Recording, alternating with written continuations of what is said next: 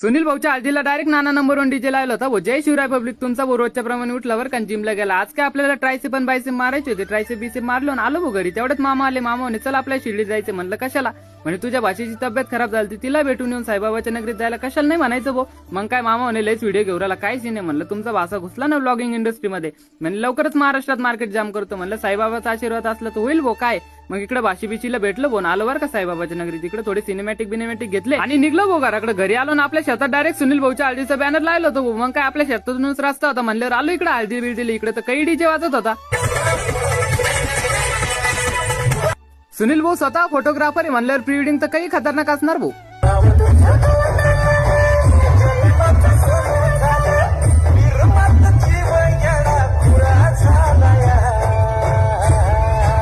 Pre wedding तर काही होती भाऊ. इकडे काय जेवणाचा कार्यक्रम होता. डाळ बाट्ट्यानं आमच्या कुलदीप सरनं 3 किलो भाताचा काटा दिला ना भाऊ करून. इकडे काय डीजे बीजे चालू झालं, जेवण झाल्यावर पोरं कायचे ऐकतं भाऊ. एवढा भारी आवाज असल्यावर मग काय दोस्तीचं गाणं लागल्यावर तर पोरं आखीनच कुजायला लागले.